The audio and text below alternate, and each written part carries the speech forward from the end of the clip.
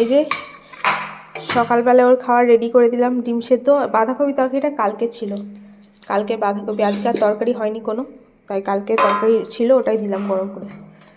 আর এই যে রুটি, 3টে রুটি খাই সকালবেলা।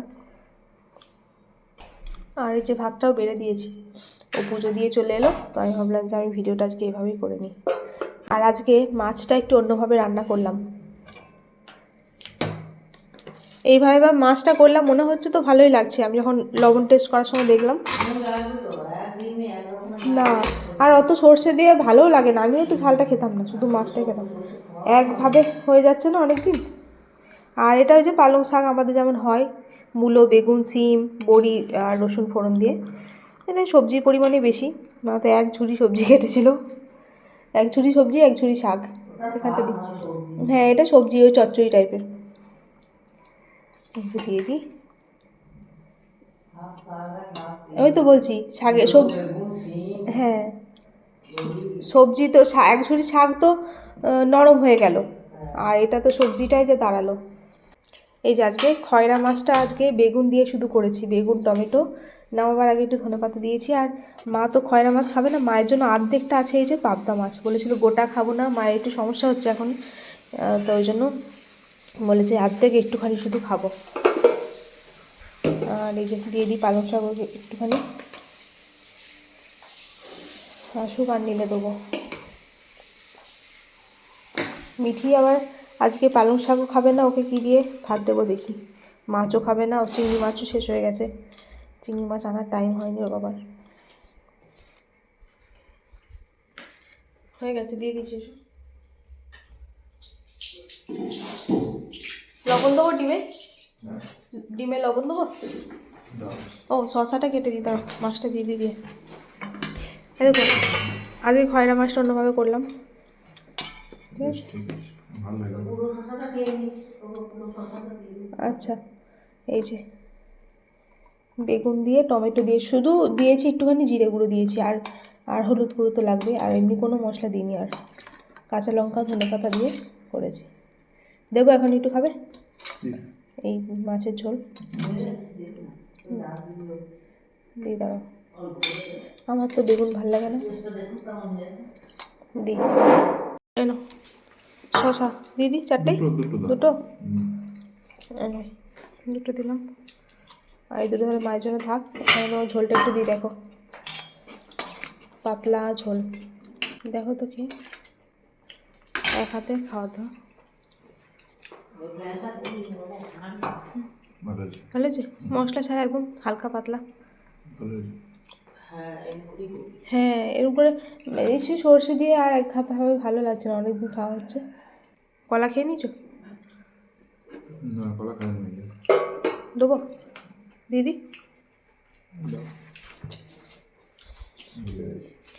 এখানে আমাদের কলার ঝুড়িতে এটা ঢাকা দেওয়া থাকে, নাহলে সেই ছোটো ছোটো যে মাছিগুলো, সেই মাছিগুলো এটা ফলের এই কলার মধ্যে সব বসে, ওই জন্য।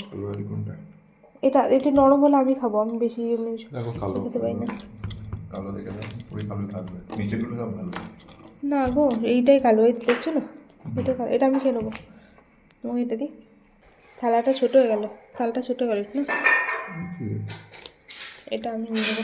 আমার আবার সিঙ্গাপুরি কলা একটু বেশি পাকা না হলে ভালো, যে কোনো কলা একটু পাকা না হলে ভালো লাগে না, মানে একটু নরম নরম হয়ে যাবে তবে মিষ্টি হয় না, বলো? ঠিক আছে, খেয়ে নাও। না বন্ধুরা, আজকে আরও একটা হেলদি পরোটার রেসিপি নিয়ে হাজির হয়ে গেলাম। এখানে কিছু সবজি নিয়েছি, বিনস, মটরশুঁটি, গাজর, বাঁধাকপি, আলু আর কাঁচা লঙ্কা। অল্প একটু জল দিয়ে বেশ করে সেদ্ধ করে নেবো, সাথে একটুখানি লবণও দিয়ে দিলাম। আর জলটা এমনভাবে দিয়েছি যেন জলটা সবজি সেদ্ধ হওয়ার পর যেন জলটা ফেলে দিতে না হয়। একটা সিটি দিয়ে আমি 3-4 মিনিট মতো কমিয়ে রেখেছিলাম গ্যাসটা। দেখুন সবজিগুলো সেদ্ধ হয়ে গেছে, কিন্তু একটু জল বেশি রয়েছে, তো সেটা তো আমি ফেলবো না। গ্যাসটা একটু অন করে নাড়াচাড়া করে জলটা ওর মধ্যে শুকিয়ে নিলাম। এরপর সবজিগুলোকে ভালো করে ম্যাশ করে নেব। মিঠি আলুর পরোটা খেতে খুব ভালোবাসে, কিন্তু শীতকালে এত সুন্দর সুন্দর সবজি পাওয়া যায় যে ভাবলাম যে শুধু আলুর পরোটা কেন বানাবো, তার সাথে কিছু সবজিও দিয়ে দিই। আর ও তো এমনিতে সবজি টবজি তেমন একটা খুব একটা খেতে চায় না, খাওয়াই খুব অল্প। তো এইভাবে করে যে বানিয়েছিলাম, খেতে কিন্তু ভীষণ ভালো হয়েছিল পরোটাগুলো। তো বাটারের উপরে একটুখানি রসুন কুচি দিয়ে দিলাম, এরপর সবজি সেদ্ধটা দিয়ে দিলাম, সাথে পরিমাণ মতো একটু লবণ দিয়ে এখন কিছুক্ষণ সময় নিয়ে একটু এটাকে ভাজা ভাজা করে নেবো। আর এর সাথে দিয়ে দিলাম হাফ চামচ মতো দিয়েছি ছোলার ছাতু, তাতে করে টেস্টটাও ভালো হবে। আর সবজি দেওয়ার কারণে একটুখানি পাতলা পাতলা মানে নরম নরম লাগছে, তো এই ছাতুটা দিলে বেশ আঠালো ভাবটা চলে আসবে। এরপর নামানোর আগে ভাজা মশলা যেমন জিরে আর ধনে ড্রাই রোস্ট করে গুঁড়ো করা ছিল সেটা দিয়েছি, আর সামান্য একটুখানি আমার বানানো গরম মশলা দিয়ে দিলাম। ব্যাস, পুরটা রেডি হয়ে গেছে, নামিয়ে ঠান্ডা করে নিলাম। ওদিকে আটা আমি লবণ দিয়ে মেখে রেখেছিলাম, শুধু লবণ আর জল দিয়ে মেখেছিলাম, আটাতে কোনো তেল দিইনি।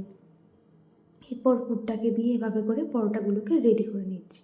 এরপর ওপর থেকে একটুখানি আটা ছড়িয়ে যেমন বেলা হয় আলুর পরোটা সেভাবে হালকা হাতে বেলে নিলাম। ব্যাস, এরপর 2 পিঠ ভালো করে উল্টে পাল্টে সেঁকে নিলাম, তারপর বাটার দিয়ে ভেজে নেব। চাইলে ঘি বা সাদা তেল দিয়েও ভেজে নেওয়া যেতে পারে, তবে আজকে আমি বাটার দিয়ে ভাজলাম, আর মিঠি তো বাটারটা খেতেই বেশি ভালোবাসে। তো এই যে বাটারগুলো এভাবে করে কিভাবে দেব, তাই এভাবে করে একটুখানি নিয়ে আমি হাতে করে এভাবে করে স্প্রেড করে দিচ্ছি। একদম তো জমে আছে, না হলে তো চারিদিকে ভালো ছড়ানো যাবে না। আর চেষ্টা করছি যতটুকু সম্ভব কম বাটার দিয়ে ভেজে নেওয়ার। তো এই যে একটা ভাজা আমার আগেই হয়ে গেছে, আরেকটা ভেজে নিচ্ছি। তো এই সবজি পরোটাগুলো খেতে কিন্তু ভীষণ ভালো হয়েছিল। তো এই পরোটা বা আলুর পরোটা মিঠি টক দইয়ের সাথে খেতে বেশি ভালোবাসে। তো টক দই ছিল না আজকে ফ্রিজে, আর শীতের সময় তো টক দই সবসময় থাকে না, যখন কোনো প্রয়োজন হয় তখনই নিয়ে আসা হয়। তো পাড়ার দোকান থেকে টক দই নিয়ে আসা হলো, তারপর টক দই দিয়ে খেয়েছে। তো চলুন বন্ধুরা, আজকের মতো ভিডিওটা এখানেই শেষ করছি। আর সবাই ভালো থাকবেন, সুস্থ থাকবেন, দেখা হবে নতুন আরেকটা ভিডিওর সাথে।